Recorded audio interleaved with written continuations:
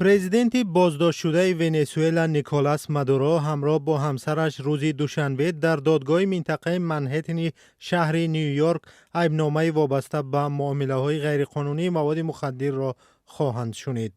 مادورو و همسرش سیلیا فلورس در نتیجه یک رید با دستور پرزیدنت ایالات متحده آمریکا دستگیر و به نیویورک آورده شدند. دونالد ترامپ گفت کشورش نظارت بر این کشوری سرشار از ذخیره‌های نفت را به دست خود می‌گیرد. عکسی مادوروی 63 ساله با چشمان و دستان بسته بسیار ساکنان ونزوئلا را تکان داد. این بحث برانگیزترین عملیات نظامی واشنگتن در خاک یک کشور آمریکای لاتین از زمان حادثه‌های پاناما در 37 سال پیش می باشد. در حالی که بسیار دولت‌های غربی با سیاست مادورو راضی نیستند و او را در دزدیدن نتیجه‌های انتخابات سال 2024 گناهکار می‌کنند، همانا بسیاری‌ها از ایالات متحده آمریکا دعوت دارند به قانون‌های بین‌المللی احترام گذارد و همه گونه بحران‌ها را از راه دیپلماتی حل کند.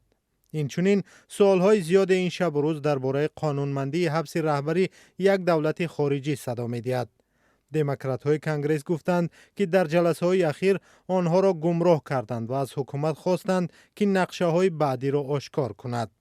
در وطن مادورو طرفدارانش حبس و به امریکا برده شدن او را محکوم کرده این را آدمربایی به خاطر غصب امپریالیستی نفت نامیدند. روز 5 ژانویه قرار است این عمل امریکا در شورای امنیت سازمان ملل متحد محاکمه شود، ولی تا آن زمان دبیر کل آنتونیو گوترش این را یک سابقه خطرناک نامید و به مراعات حقوق بین الملل دعوت کرد. طرفداران کلیدی ونزوئلا از جمله روسیه و چین ایالات متحده آمریکا را تنقید کردند.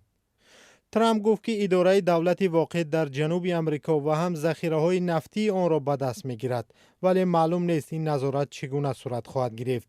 طرز برخورد دونالد ترامپ با امور خارجی مورد انتقاد دموکرات‌ها بوده، اینچنین می‌تواند جانبداران سیاست او و هم سرمایه‌گذاران خارجی را از او دور کند.